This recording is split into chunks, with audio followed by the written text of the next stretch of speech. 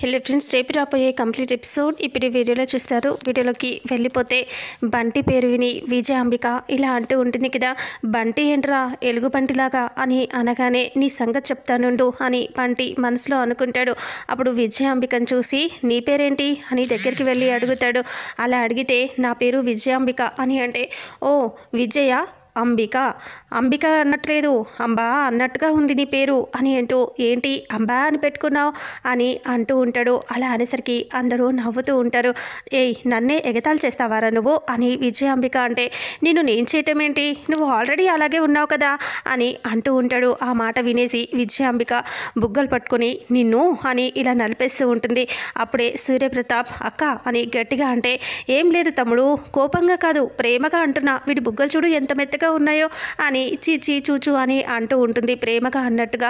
అప్పుడే ఆ బుడ్డోడు కూడా బంటిగాడు కూడా అలాగే చేస్తాడు. విజయాంబిక బుగ్గల్ని గట్టిగా నలిపేస్తూ నీ బుగ్గలు కూడా చాలా బాగున్నాయి మెత్తగా అని అంటూ ఇలా నొక్కేస్తూ ఉంటాడు. అబ్బా వదిలేరా వదిలేరా అని అంటూ ఉంటుంది. అప్పుడు నువ్వు ఇలా చేస్తే నేను అలాగే చేస్తా అని బంటి అంటాడు. అలా అనేసరికి ఇంకా అప్పుడే విజయాంబిక బుగ్గలు రుద్దుకుంటూ దీపక్తో ఇలా అంటుంది, దీపక్ వీడేంట్రా ఇలా ఉన్నాడు, నా బుగ్గల్ని నలిపేశాడ్రా వీడు అని అంటూ చెప్తూ ఉంటుంది. అప్పుడే బంటి సరే నేను వెళ్తాను అని అంటూ వెళ్ళపోతే రూప అంటుంది, బంటి ఒక్క నిమిషం అని అంటే, చెప్పు అని బంటి అక్కడే ఆగిపోతాడు. చెప్పు ఫ్రెండ్ ఏంటి అని అంటే, అప్పుడే వెళ్ళిపోతావా, మీ వాళ్ళని పరిచయం చేస్తానని చెప్పావు కదా అని అంటూ రూప అడిగితే, మా వాళ్ళు మెట్లకి బొట్లు పెడుతూ పైకి వస్తున్నారు, వాళ్ళు బొట్లు పెట్టుకుంటూ రావటానికి చాలా సమయం పడుతుంది, వచ్చే టైంకి ఎంత సమయం పడుతుందో ఏంటో తెలియదు, అంటే ముసలోళ్ళు అందరూ ఉన్నారు వాళ్ళతో పాటు, మా నాన్నతో పాటు అందరూ వచ్చేసరికి చాలా టైం పడుతుంది కదా, అప్పుడే ఎలా వస్తారు చెప్పు అని అంటూ అనేస్తాడు. అందరూ నవ్వుతూ చూస్తారు. సూర్యప్రతాప్ ఇలా అంటాడు, అమ్మ రూప వీడు నువ్వు చెప్పినట్టుగానే చాలా చాలా ముద్దుగాను చాలా చలాకీగాను అన్నిట్లోనూ ఉన్నాడమ్మా వీడు అని సూర్యప్రతాప్ అంటాడు. అప్పుడు రూప నవ్వుతూ చూస్తూ ఉంటుంది.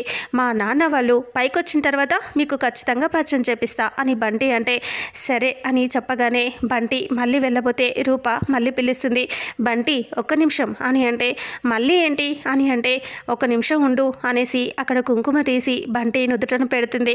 అప్పుడు సూర్యప్రతాప్ చాలా హ్యాపీగా ఫీల్ అవుతాడు. అలాగే బాధగా కూడా హాస్పిటల్లో జరిగింది గుర్తు తెచ్చుకొని బాధపడుతూ ఉంటాడు. అప్పుడే బంటి ఇంకా బొట్టు పెట్టిన తర్వాత సరే నేను వెళ్తాను అని అంటే, సరే నీ కార్ని స్టార్ట్ చేసుకొని వెళ్ళు అని రూప అంటుంది.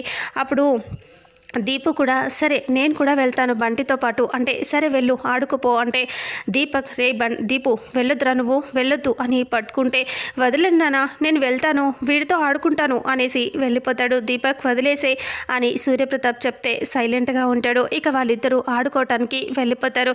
ఆ తర్వాత అక్కడ దండం పెట్టుకున్న తర్వాత సూర్యప్రతాప్ రూప వాళ్ళందరూ అలా వెళ్తూ ఉంటారు. రోహిణి బోనం ఎత్తుకి అలా వస్తూ ఉంటుంది.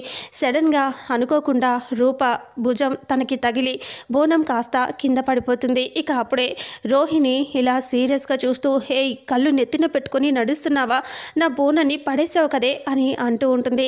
అప్పుడే రూప చూసి అయ్యయ్యో అపచారం అని నెంపలేసుకుంటుంది. అసలు నువ్వు మనిషివేనా, అసలు నీకు కళ్ళు నెత్తికెక్కాయా ఏంటి, చూసుకో అక్కర్లే, అసలు నేను ప్రేమించిన వాడి కోసం కాదు నా భర్త కోసం నేను ఎంత ప్రేమగా ఈ బోనం ఎత్తుకొని సమర్పించాలి అనుకున్నాను, మొత్తం నాశనం చేసావు కదే అని అంటూ సీరియస్గా తిడుతూ ఉంటుంది.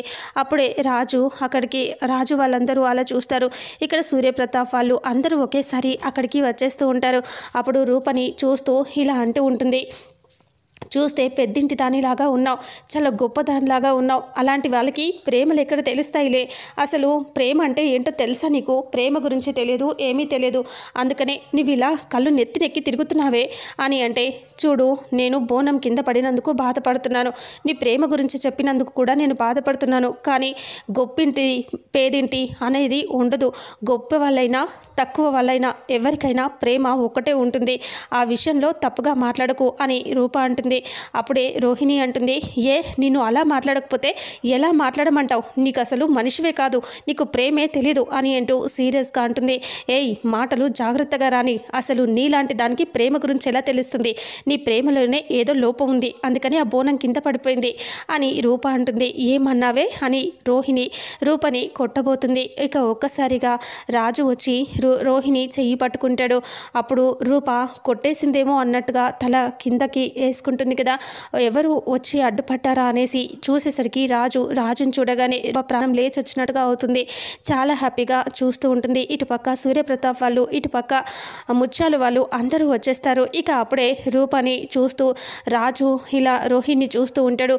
రాజు అసలు ఏం జరిగిందో తెలుసా అని అంటూ రోహిణి అంటుంది.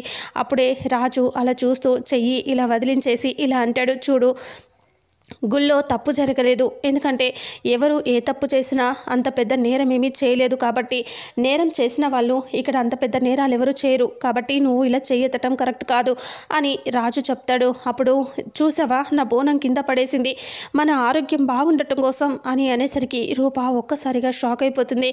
అదేంటి మన ఆరోగ్యం అంటుంది అని రూప మనసులో అనుకుంటుంది. ఇక అప్పుడే రోహిణి ఇలా అంటూ ఉంటుంది, చూడు అసలు దీనికి బుద్ధి లేదు, చూడు నా బోనం ఎలా పడేసిందో రాజు, నాకు చాలా బాధగా ఉంది తెలుసా అని అంటూ ఉంటే, అదేదో జరిగిపోయింది కదా, ఇప్పుడు దాని గురించి ఎందుకులే గొడవ అని రాజు అంటాడు. ఇక అప్పుడే రూప ఇలా అంటూ ఉంటుంది, చూడు నేను కావాలని అది పడేయలేదు, నీకు చెప్తూ ఉన్నాను, అయినా సరే నువ్వు వినిపించుకోవట్లేదు అంటే నాకు అది ఎంత ముఖ్యమో నీకు తెలుసా అనేసి మళ్ళీ ఇలా కొట్టడానికి చెయ్యెత్తుతుంది. ఇక అప్పుడే రాజు అలా చూస్తూ రోహిణి ఒక్కటి కొడతాడు.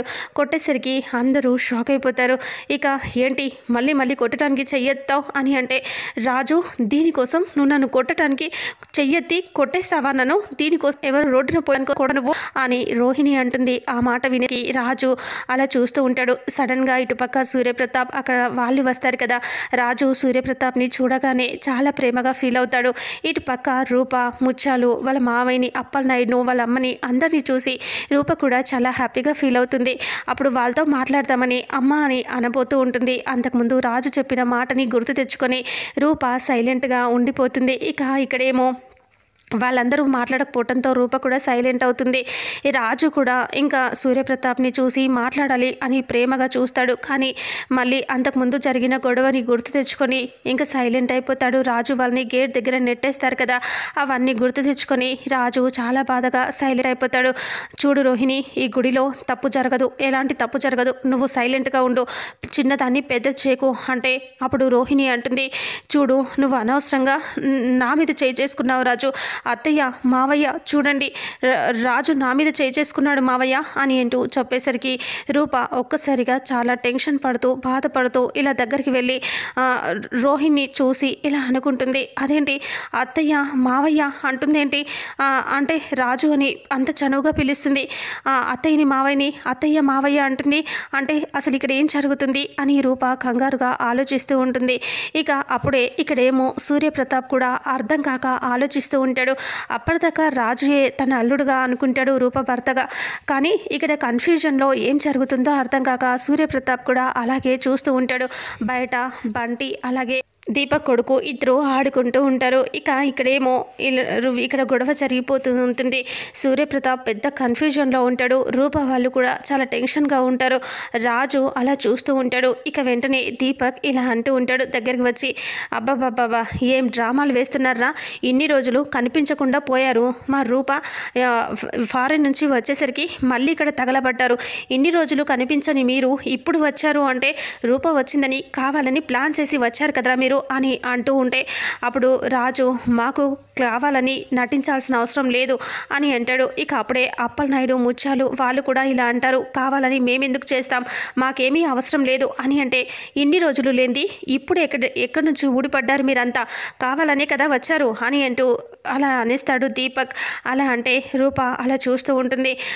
అత్తయ్య మావయ్య అసలు ఇక్కడ ఏం జరుగుతుంది అని అంటూ ఉంటే, అప్పుడు సూర్యప్రతాప్ ఒక్కసారిగా గట్టిగా అరుస్తూ ఇలా అంటూ ఉంటాడు, అసలు రూప ఏం జరుగుతుంది ఇక్కడ అని అంటూ ఉంటాడు. రూపకి కూడా ఏమీ అర్థం కాక అలా చూస్తూ ఉంటుంది. అప్పుడే నేను రక్షకుడిగా ఉంటాను అని చెప్పాను, అందుకే ఆ రక్షకుడిగా ఉండటానికే ఇలా చేస్తున్నాను, ఆ మాట ఎప్పటికీ పోదు అని రాజు అంటాడు. అంటే రూపకిని ఎప్పుడు కాపాడుతానని చెప్తాడు కదా, అందుకనే ఆ మాట చెప్తాడు. అప్పుడే బంటి అలాగే అక్కడ నుంచి రే వెళ్దాం పదరా అని అంటూ అనేసరికి, లేదు ఇంకాసేపు ఆడుకుందాంరా అంటే, వద్దు నేనైతే వెళ్తున్నాను అని బంటి పరిగెత్తుకొని వస్తూ ఉంటాడు. ఇక్కడేమో రూప రాజు వీళ్ళందరి డిస్టర్బెన్స్ జరుగుతూ ఉంటుంది. సూర్యప్రతాప్ గట్టిగా అరిచి అడుగుతాడు. రాజు కి పెళ్ళైపోయిందని రూప సూర్యప్రతాప్ అనుకుంటూ ఉంటారు. ఇక నిజం ఇక్కడ తెలిసిపోతుందా లేదా, అసలు ఏం జరుగుతుందనేది రాబోయే నెక్స్ట్ ఫుల్ ఎపిసోడ్లో తెలుసుకుందాం. వీడియోని చూసిన ప్రతి ఒక్కరూ వీడియోని లైక్ చేయండి, అలాగే షేర్ చేయండి. మన ఛానల్లో మరిన్ని అప్డేట్స్ కోసం ఛానల్ని సబ్స్క్రైబ్ చేసుకోండి. Thank you so much.